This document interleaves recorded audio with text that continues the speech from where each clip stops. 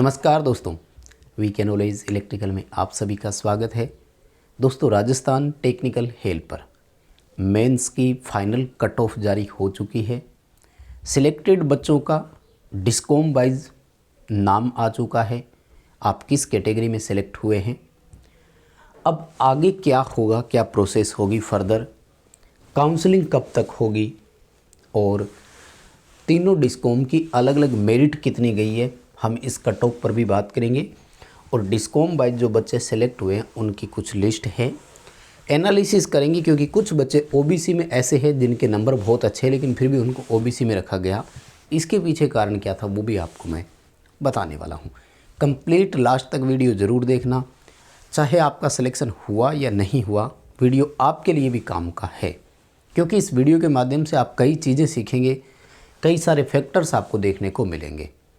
वैसे तो जो बच्चे सिलेक्ट हो चुके हैं उनका नाम आ चुका है, उनको बहुत बहुत बधाई, अग्रिम शुभकामनाएं, उज्जवल भविष्य की शुभकामनाएं। और अब वो विद्यार्थी या बच्चे तो नहीं रहे, अब वो डिस्कॉम के कर्मचारी कहलाएंगे। ये भी एक शब्दावली में चेंजेज आएगा, यानी यूँ कहें कि बेरोजगारी की श्रेणी से अब वो हट जाएंगे। आइए दोस्तों, हम इस डिटेल से बात करते हैं कि अब फर्दर क्या होगा। उससे पहले मैं आपको एक बार तीनों डिस्कॉम की कट ऑफ बताना चाहूँगा जिस पर हम थोड़ी चर्चा कर लेते हैं। देखो, ये है जयपुर डिस्कॉम की। यहाँ बड़ी बात क्या है कि इस बार जोधपुर डिस्कॉम की मेरिट सबसे ज़्यादा गई है। जो सबसे ज़्यादा मेरिट इस बार रही है वो जोधपुर डिस्कॉम की है। थोड़ा सा ब्राइटनेस कम करके आपको दिखाना चाहूँगा, जूम और कर देता हूँ। देखो, ये है जयपुर डिस्कॉम की मेरिट, ठीक है। जयपुर डिस्कॉम में 370 अनरिजर्व की वैकेंसी थी और जो कट ऑफ मार्क्स है वो है 116.18636। लेकिन जो कट ऑफ डेट है वो है 15 जुलाई 1997, यानी 97 से पहले जो भी बच्चे हैं। अब देखो, इस डेट ऑफ बर्थ के बाद के जितने भी बच्चे हैं ना, भले उनके नंबर 116.18 क्यों ना हो, उनको नहीं लिया गया क्योंकि वो तुलनात्मक रूप से उम्र में छोटे रह गए। तो जो बड़ा होता है उसको प्राथमिकता दी जाती है। यानी अगर आप जयपुर डिस्कॉम से थे, अनरिजर्व कैटेगरी से थे और आपके नंबर 116.18636 है और लिस्ट में नाम नहीं आया, तो इसका मतलब ये है आपकी डेट ऑफ बर्थ यहाँ छोटी थी। आप कहीं ना कहीं 16 जुलाई 1997 की डेट ऑफ बर्थ वाले हैं या उसके बाद वाले हैं। 98 के हैं, आप 1998 के हो सकते हैं, 2000 के हो सकते हैं, ठीक है। यहाँ देखो, 14 एक्स सर्विसमैन भी आए भैया, उनको भी लिया है। तो 356 और 14 हो गई 370 सीटें। कुछ बच्चे कह रहे थे कि कम कैसे बुलाए हैं या सीटें कम क्यों कर दी कि जी 370 की जगह 356 ही लिए। नहीं, 356 डायरेक्ट कैंडिडेट को लिए हैं और 14 एक्स सर्विसमैन को लिए हैं। टोटल देखो आप, हो गई ना सीटें पूरी। तो ऐसे ही सीट पूरी होगी। एससी वाले बच्चों के लिए देखो 107.231 और डेट ऑफ बर्थ देखो कितनी कर है ना, 18 मई 1991। आप सोच सकते हैं इस डेट ऑफ बर्थ के बाद वाले भी तो कितने बच्चे होंगे। यानी मुझे ये लग रहा है इस बार कि सबसे ज़्यादा नुकसान इसी कैटेगरी वाले बच्चों को हुआ है। यार 91 जो कट ऑफ है उसके बाद वाले बच्चों का क्या हुआ होगा, ये भी तो सोचने वाली चीज़ है ना। और ईडब्ल्यूएस की जो मेरिट है वो 108 है, ओबीसी की मेरिट 113 है। ये मैं बता रहा हूँ आपको जयपुर डिस्कॉम की बात, ठीक है। अब आ जाते हैं कि अजमेर डिस्कॉम में जोधपुर डिस्कॉम में क्या हुआ। जैसा कि मैं आपको बता रहा था, जोधपुर डिस्कॉम की मेरिट बाकी सभी से हाई गई है इस बार। ये रहा पूरा डाटा आपके सामने, देखो और जूम कर लेता हूँ, ये लो बस, ठीक है। देखो यहाँ क्या हुआ, 135 सीटें थी, 126 बच्चे डायरेक्ट बुलाए और 9 एक्स सर्विसमैन लिए। कट ऑफ देखो 117.13, वहाँ लगभग 116.16 के आसपास थी ना, यानी एक नंबर बढ़ गया। एक नंबर के पीछे तो आप सोच सकते हैं 100 बच्चे आ ही गए होंगे। इसी रेंज में थे सारे बच्चे लगभग, क्योंकि मेरिट देखो लगभग 2 से 3 नंबर ऊपर गई है। और डेट ऑफ बर्थ यहाँ देखो 14/12/97 है, ठीक है। 14 दिसंबर है, वहाँ लगभग जुलाई वाला बच्चा था, यानी यहाँ 6 महीने का गैप आया है, वो कोई बात नहीं। एससी की मेरिट यहाँ देखो 108 है, और एसटी की जो मेरिट है वो 103, ओबीसी की मेरिट देखो 114.19, यानी जो अनरिजर्व कैटेगरी की मेरिट थी वो ओबीसी की मेरिट बन गई। अब देखो फाइनल सिलेक्शन में यही कहा था मैंने कि 2 या 3 नंबर चढ़ सकती है, मैक्सिमम 4 नंबर मान लो, और अगर 5 से प्लस हो तो सेफ़ हो, मैंने ये कहा भी था। जितने भी बच्चे अनरिजर्व में सेलेक्ट हुए वो सभी सेफ़ है, मैंने ये भी कहा था। ईडब्ल्यूएस की मेरिट देखो 108 हो गई, ये 104 थी, 4 नंबर के आसपास ये चढ़ी है मेरिट, है ना। एमबीसी वालों की देखो 110, एमबीसी की थोड़ी सी ज़्यादा गई है, कैंडिडेट के हिसाब से ज़्यादा चली गई है ना। एसटी वाले बच्चों की कम है, और बाकी देखो किसी में कोई कमी नहीं है। एससी और ईडब्ल्यूएस की मेरिट देखो एक बराबर है, ठीक है। तो ये है जोधपुर डिस्कॉम की नॉन टीएसपी एरिया की। टीएसपी एरिया की अलग होती है, ठीक है ना, टीएसपी एरिया की अलग है। ये अजमेर डिस्कॉम की है, अजमेर डिस्कॉम में टीएसपी आता है पूरा, तो टीएसपी एरिया की मेरिट है, अजमेर डिस्कॉम में कमी गई है। टीएसपी वाले बच्चे लिस्ट वहाँ से देख ही लेंगे, इसमें एनालिसिस करने की ज़रूरत नहीं है। यानी अगर आप फाइनल मेरिट के बारे में जानना चाहते हैं तो ये थी अपनी final merit with date of birth, ठीक है ना। और कट ऑफ डेट के अगर आप आसपास भी है, हुआ है कई बच्चों के साथ हुआ है ओबीसी में, उनके नंबर उतने ही हैं जितनी मेरिट है, लेकिन वो डेट ऑफ बर्थ में छोटे हैं इसलिए बाहर हो गए।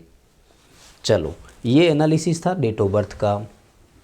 अब आते हैं कि कुछ बच्चे जो है वो सेलेक्ट कैसे हुए हैं, है ना, उनको बताता हूँ मैं। देखो ये जोधपुर डिस्कॉम की सिलेक्टेड बच्चों की लिस्ट है। अच्छा, कट ऑफ और ये जो डिस्कॉम वाइज लिस्ट आई है ये सारी मैंने टेलीग्राम पर प्रोवाइड करवा दी है। टेलीग्राम का लिंक डिस्क्रिप्शन में दिया हुआ है, आप हमारा टेलीग्राम ज़रूर ज्वाइन करें। छोटी छोटी अपडेट जब भी होते हैं तो टेलीग्राम पर ही देते हैं। कुछ बच्चे वो CPRI फीस रिफ़ंड का पूछ रहे थे, प्रोसेस मैंने 4 दिन पहले ही उस पर टेलीग्राम पर डाल दी थी कि वो फ़ीस जो है आपको रिफ़ंड कैसे करनी है। देखो ये है जोधपुर डिस्कॉम की अनरिजर्व कैटेगरी में 135 बच्चों की लिस्ट। क्या हुआ है यहाँ पर मैं आपको बताना चाहूँगा, नंबर के आधार पर मैं बता रहा था। देखो यहाँ जो टॉपर बच्चा है, यानी जोधपुर डिस्कॉम में रैंक 1 जिस बच्चे की आई है वो है EWS कैटेगरी वाला, हालांकि सिलेक्ट अनरिजर्व में हुआ है। 138.22 नंबर इस बच्चे के है, ठीक है। भरत सिंह है। सेकंड नंबर पर ये संदीप कुमार है, और ये ओबीसी का बच्चा है, अनरिजर्व में सेलेक्ट हुआ है, 136 नंबर है इसके, ठीक है। तो यहाँ हम समझ सकते हैं कि लगभग देखो 136, 35 और 132 नंबर आ गए, ठीक है। लेकिन अब आपको 132 से कुछ ज़्यादा नंबर वाले बच्चे हैं वो ओबीसी में ही दिखाई देंगे। इसी तरह से SC ST हर कैटेगरी में हुआ है, तो ऐसा क्यों? उन बच्चों को अनरिजर्व में क्यों नहीं लिया? अल्टीमेटली इन बच्चों का नुकसान जो है ना वो कैटेगरी वाले बच्चों को फिर हो जाता है। वैसे तो कोई बात नहीं, खैर नुकसान तो किसी को क्या होगा, खैर, लेकिन कहीं ना कहीं इसका इम्पेक्ट तो आता ही है। देखो कहाँ इम्पेक्ट आएगा वो भी मैं बताऊंगा। पहले देखो मेरिट बताता हूँ आपको। ये है जोधपुर डिस्कॉम की ओबीसी कैटेगरी जिसमें 77 बच्चे सिलेक्ट हुए हैं, है ना। और ये देखो सुनील पिलानिया और बजरंग, इन दोनों के नंबर देखो आप, 135 और 134 नंबर हैं, जबकि इनको ओबीसी कैटेगरी में ही लिया गया है, अनरिजर्व में नहीं लिया गया। रीज़न बिहाइंड इट, कारण क्या है इसके पीछे? देखो वर्तमान में कई दफ़ा एक ऐसी मेरिट या कट ऑफ जारी होती है जिसमें हम ये देखते हैं कि ओबीसी की मेरिट जो है वो जनरल की मेरिट से ज़्यादा चली गई। ऐसा क्यों? अमूमन ऐसा तब होता है जब नंबर ऑफ़ वैकेंसी या नंबर ऑफ़ सीट बहुत कम होना तब होता है। अभी जो आरक्षण व्यवस्था में चेंजेज आ गया वो क्या आ गया कि आपको रिजर्वेशन का बेनिफिट केवल एक ही बार मिलेगा, यानी आरक्षण ओनली वंस कर दिया उन्होंने।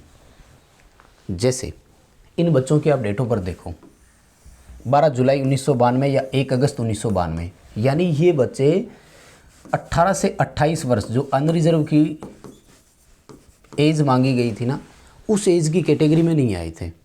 तो इनको यहाँ पर ओबीसी में जो 3 वर्ष की छूट मिलती है वो छूट के तहत इन्होंने फॉर्म अप्लाई किया है, यानी ये ओबीसी आरक्षण का एज में छूट में लाभ ले चुके थे, तो इनको अब अनरिजर्व सीट में नहीं ले जाया जा सकता, यानी इनको ओबीसी में ही रखा जाएगा, क्योंकि ये ओबीसी के तहत ही आए हैं, छूट लेकर ही आए हैं।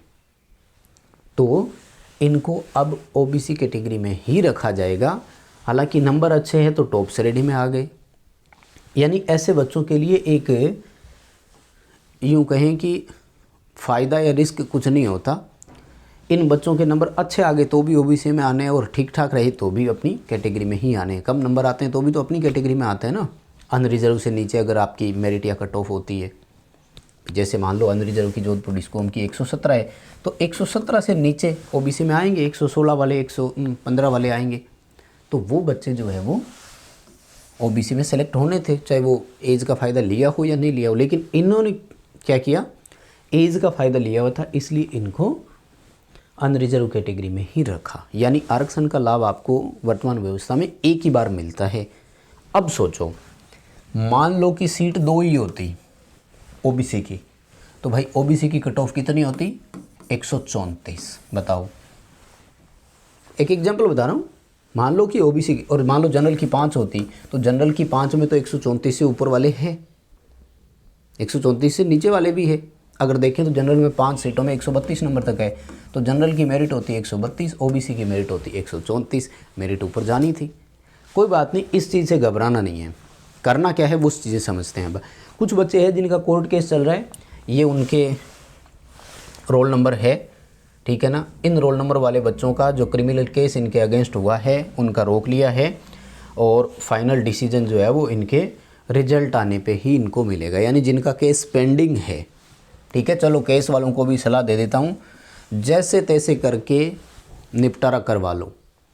माफ़ी मांगनी पड़े तो सामने वाले से मांग लो, पैसे भरने पड़े तो भर दो भैया, ज़िंदगी का सवाल है, नौकरी का सवाल है।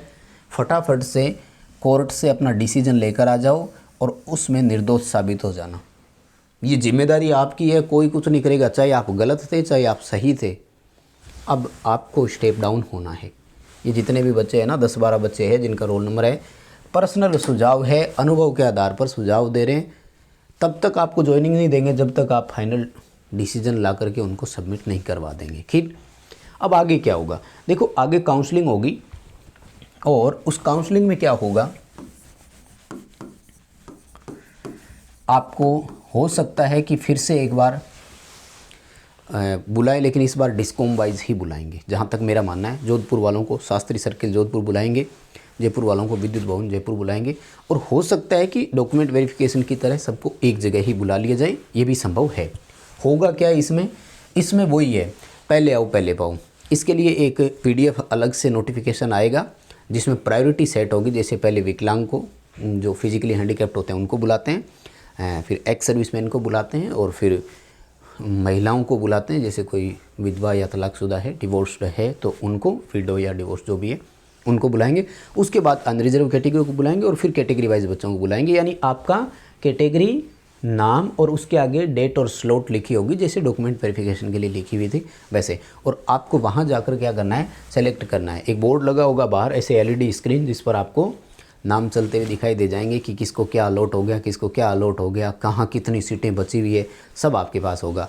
क्राइटेरिया सेलेक्ट करके जाना, वो अपन को वैकेंसी वाइज लिस्ट में जारी कर देंगे, कहाँ कितनी लिस्ट खाली है, तो पूरा डाटा आपको जो है वहाँ से मिल जाएगा। ठीक है, अभी के लिए बस इतना ही अपडेट था। जैसे ही काउंसलिंग वाली लिस्ट आएगी तो पूरी डिटेल से आपको और उस समय भी बताएंगे कि क्या करना है। बहुत धन्यवाद सभी बच्चों को यहाँ तक वीडियो देखने के लिए। विचारों से सहमत है तो लाइक वाला बटन ज़रूर दबाइए। चैनल से पहली बार जुड़े हैं तो सब्सक्राइब कर लीजिए। बहुत धन्यवाद।